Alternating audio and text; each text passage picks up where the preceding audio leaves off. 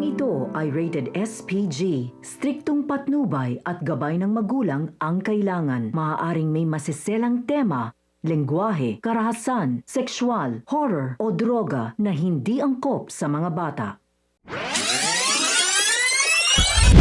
Isang mapagpalang araw mga kapamilya. Narito ang mga pinakamaiinit na tagpo sa mga huling gabi ng FPJ's Batang Quiapo.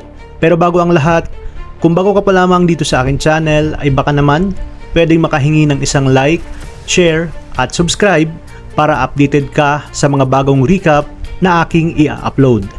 Sa huling 4 na gabi ng FPJ's Batang Quiapo, lalo pang umiinit ang mga pangyayari sa Maynila.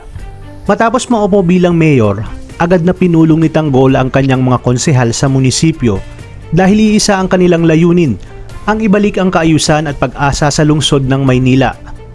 Buong tapang na sinabi ni Tanggol sa kanyang mga kasamahan na gagawin nila ang lahat upang mapabuti ang buhay ng mga tao. Ngunit alam niyang hindi niya kayang mag-isa ang laban na ito, kaya nakiusap siya kay Ponggay na manatili sa kanyang tabi. Para kay Tanggol, si Ponggay ang isa sa mga taong nagbibigay sa kanya ng lakas at inspirasyon upang ipaglaban ang Maynila.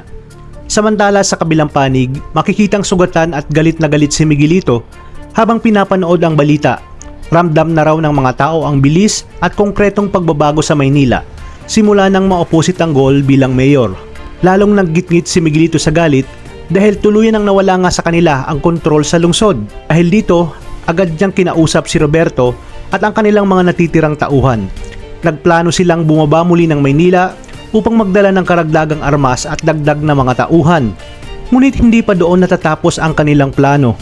Isang matinding hakbang ang kanilang ginawa. Itinakas nila mula sa city jail ang halimaw na si Rigor. Pagkalabas ni Rigor sa kulungan, agad niyang ipinahayag ang kanyang galit. Nangako siya na maghihiganti sila kay Tanggol. Habang abala si Tanggol sa pag-aayos ng Maynila, lihim namang gumagawa ng plano ang mga gerero para sa nalalapit na paglusob. Hindi sila papayag na maging maayos at mapayapa ang Maynila. Kaya't isa-isa nilang pinasabog ang ilang establishmento upang muling maghasik ng kaguluhan at takot sa buong lungsod. Layunin nilang ipakita sa mga tao na hindi pa tapos ang kanilang laban.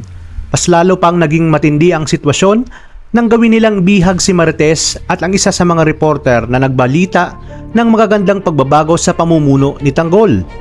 Ginamit ni Miguelito ang reporter upang magpadala ng mensahe. Sinabi niya na kung tunay na matapang si Tanggol, dapat itong lumabas at harapin sila para maligtas ang kanyang nanay. Ngunit dito lalo pang lumala ang sitwasyon. Sa balita na napanood ni Tanggol, nakita niyang hawak na ng mga gerero ang kanyang inang si Marites. Dahil dito, determinado si Tanggol na gawin ang lahat para mailigtas ang kanyang ina. Handa niyang gamitin ang lahat ng kanyang lakas, armas at tapang upang labanan ang mga kalaban. Ngunit sa kabilang banda, naghahanda rin si Rigor ng isang paghihiganti.